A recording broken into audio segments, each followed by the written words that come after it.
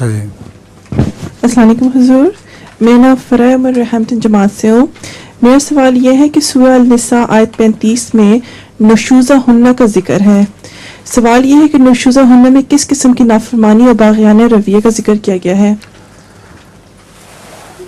अच्छा, नुशूज़ा उनसे मुराद ये है कि अगर ये ख़तरा हो कि औरतें मर्द के ख़िलाफ़ हाथ उठाने की जुर्रत करेंगी और उसके नतीजे में वो गुस्ताखी करती हैं उनसे, ऐसी सूरत में कुरान करीम ने फरमाया है कि पहले उनको बिस्तरों से अलग कर दो, अपने बिस्तरों से अलग कर दो, अपना बिस्तर और जगह कर लो, उनका बिस्तर और जगह।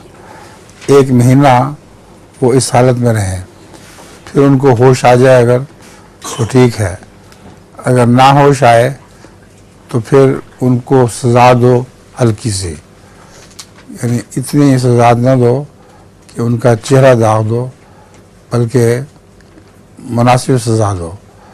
ये जो हुक्म है इसका गलत तर्जुमा अवाम व नास ने कर लिया है और उसके नतीजे में इस्लामी दुनिया में औरतों पर शदीद हमले करते हैं, बहुत बुरी तरह मारते पीटते हैं।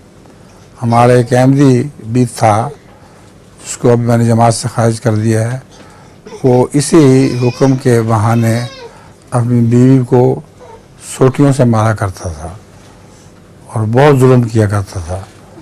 जब मैंने समझाया तो कहने लगा कुरान करीम का ये हुक्म है। अब सवाल ये पैदा होता है कि कुरान करीम का ये हुक्म रसूलुल्लाह सल्लल्लाहु अलैहि वसल्लम पर नाजिल हुआ, रसूलुल्लाह सल्लल्लाहु अलैहि वसल्लम ने तो अपनी किसी बीवी पर एक उंगली भी नहीं उठाई, वो भी आगे से मुकाबला किया करती थी। इसलिए नशूज़ का ये मतलब नहीं है, इसका मतलब है जो मार कुटाई करती हैं पहल, उनके ख़िलाफ़ उठ खड़े हो।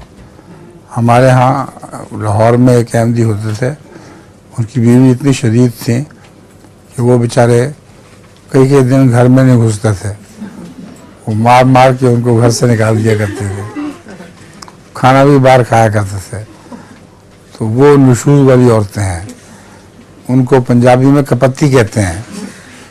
तो जो कपत्ती औरतें हों उनको मारने का हुक्म है, लेकिन मुनासिब।